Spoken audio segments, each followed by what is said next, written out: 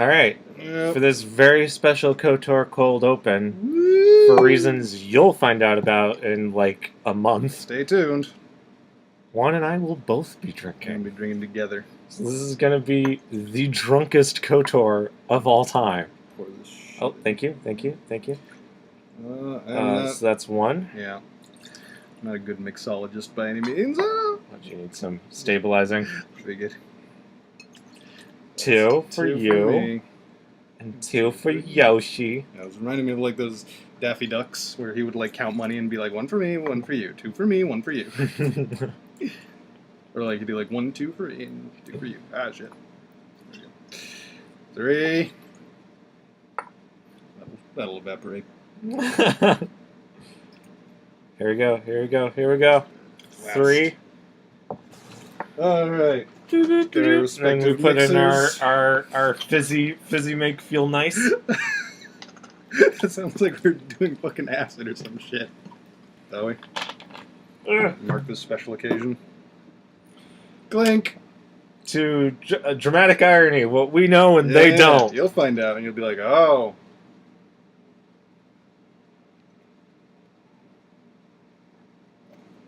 Oh. I can't drink mine all at once. Oh, we're gonna have this on camera. I'm tiny. I'm too tiny. That's right. I am a tall, and you are the small. Oh boy. Appropriate shirt for today, though. Irish.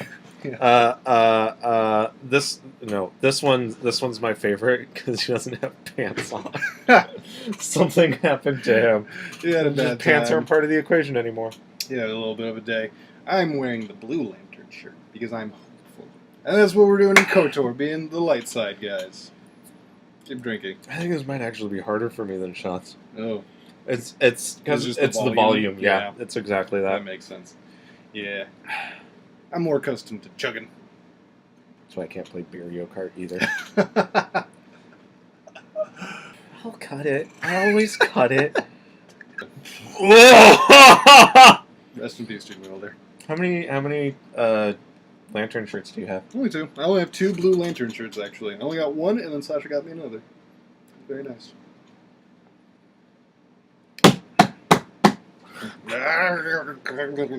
I'm having empathy pains for you.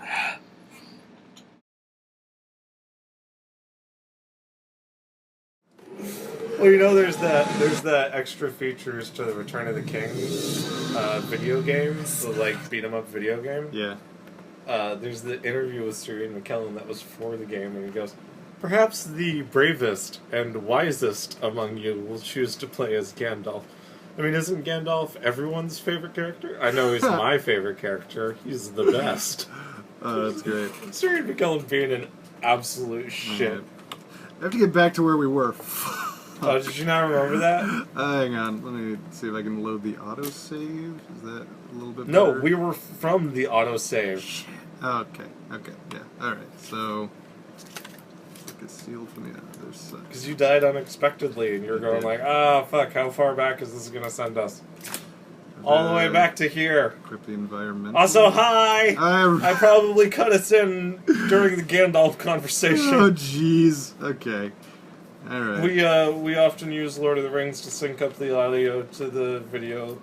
That's why we're often talking about Lord of the Rings. Or Star Trek. Also, or Yoshi just Marvel really movies. likes Lord of the Rings. Also, I just really like Tolkien, man. Yeah. That's Yoshi's my a huge jam. fan. Silmarillion. Yeah. So anyway. So anyway, back to our conversation about Lord of the Rings. Oh, no, I was gonna say, so anyway, I am really excited because, unlike Suicide Squad, where, like, the best case scenario, and I think I mentioned this before and after I saw Suicide Squad, that, like, hopefully it's just a more nihilist version of Guardians of the Galaxy. That's, like, the best, for Yoshi personally, that's the best this movie could be. Yeah. And it kind of was. It had some failings. Some parts of it didn't work as well. Like, the power of friendship saving the day only really works when you have, like, that glimmer of hope and spark in your movie. Right. I think you commented for Guardians of the Galaxy that it was, like, the best power of friendship saving the day. Straight up like Sailor Moon shit. And it works. It actually does work. Yeah. They'd set up very fluidly earlier on in the movie that Infinity Stone could be contained to multiple people with a deep emotional connection teamed up. Yeah. Blah, blah, blah, blah, blah. It works. Okay, got that It works.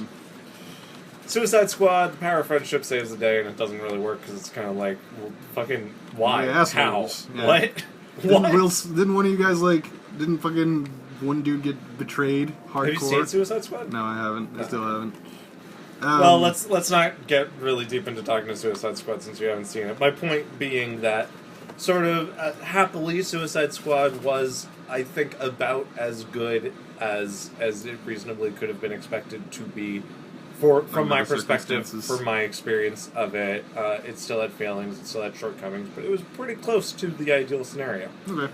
I'm really excited for Rogue One. Yeah, Rogue One! Even if they fuck up everything, yeah. even if it is the worst possible version of that movie that it could be, I think I'm still gonna like it. Even if fucking Dexter Jetster turns out to be a Sith Lord and shows up and he revealed his diner conversation with Obi-Wan was actually part of his Chief's master plan. Based on what we've seen of the movie already, based on Episode 7, based on how all of this shit is apparently fitting into what is now the new Star Wars canon, Yeah. like, the worst version of Rogue One I'll see in theaters once and be so fucking happy that I saw it in theaters.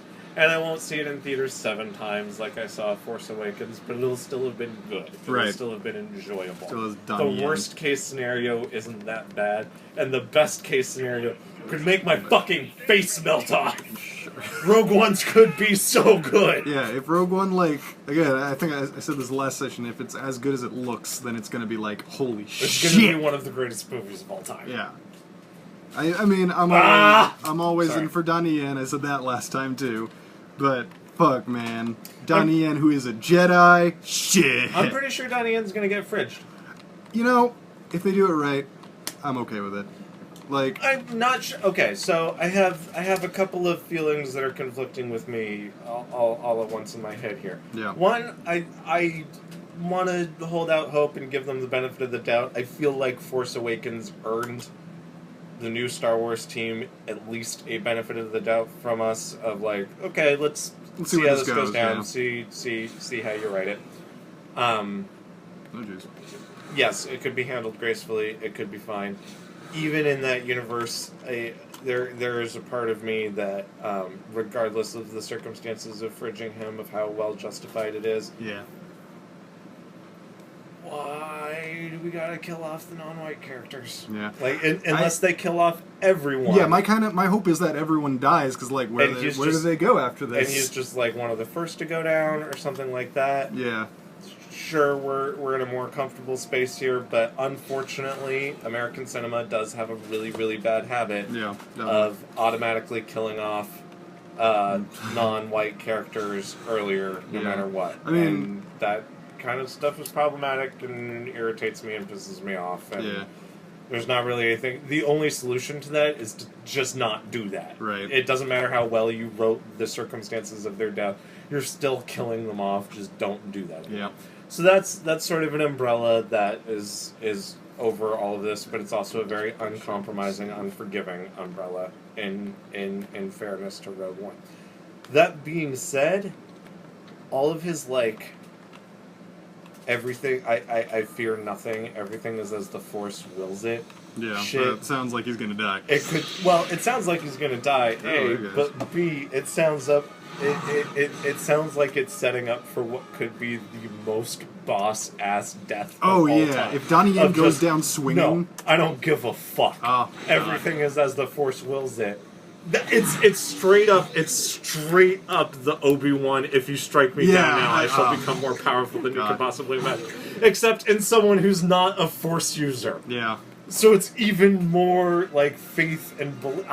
It's so cool. I love positive depictions of the ramifications of the positive and constructive ramifications that faith can have. I think I've talked about this before in Matrix Revolutions. Right. The character of the kid and his belief his That's just like what saves him. abject belief in Neo, Yeah. is what saves him, but also allows him to save the rest of humanity. Right. And it's not a passive belief. It's not him having faith in Neo coming in, swooping in, and fixing everything.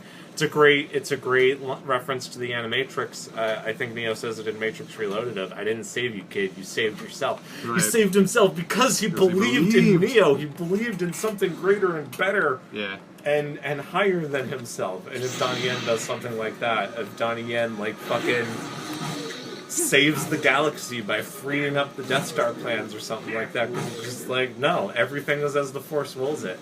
I have faith. I will serve my part. Ah, that could be so cool. Yeah, I mean, I've talked with you guys. I don't know if I've Shout out so to much. Hadley, who I'm sure is jizzing their pants in the comments Yeah, right real now. talk. I've talked with you guys, I know, but like I don't know if I've said it on the show about like how death is such a big thing, you know, in fiction, where it's like death can be handled so well or so poorly, and like the cheapest route I think for death is fucking Quicksilver in Age of Ultron, where it's like, well, he was attached to someone who you kind of liked, and he was kind of quirky, and he died. Aren't you sad? But like the best version is like fucking, you know, Obi-Wan or Anakin at the end of Return of the Jedi, where it's like, oh, they're dying, but they did something right. It means something, you know. Those are the sort of two poles. We even talked about Boromir. I don't think you can point to it in those kinds of pragmatic circumstances, because that's actually true of Quicksilver in Age of Ultron, right? Is he dies to save Hawkeye and the little kid. Right. But it's kind of contrived. I think the best part of Quicksilver's death in Ultron actually doesn't really have anything to do with Quicksilver. It's just that the Quicksilver Hawkeye parallels were being shaped up for the entire movie, right? And Hawkeye's death was being foreshadowed for the entire movie. Yeah. And I actually do. I don't think fridging Quicksilver was good, but that shot of Hawkeye lying down next to Quicksilver's body, just exhausted, and him thinking, as the audience is thinking, man, that could have been me. Yeah. There's no good reason why that wasn't me. Yeah.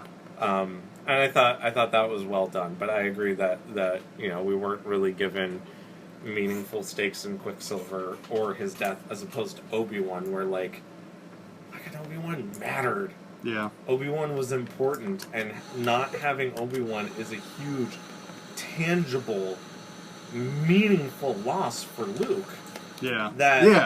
They tried to execute for Scarlet Witch as well, but it was really just like it's his brother, I guess. She's confident for the entire movie up to that point. Like, she gets a pep talk from Hawkeye, and that's apparently all she needs. We never see Quicksilver supporting her in that way. In fact, we see the opposite. We see her and Quicksilver like bantering, like, I'm in charge. No, I'm in charge. Yeah. No, I'm older. Yeah, by like 5 minutes. Blah blah blah blah blah. We never really see her depending on him in a meaningful way, implying that she would be that lost without him. We're told, instead of shown, that they're siblings and they're important to each other. Yeah.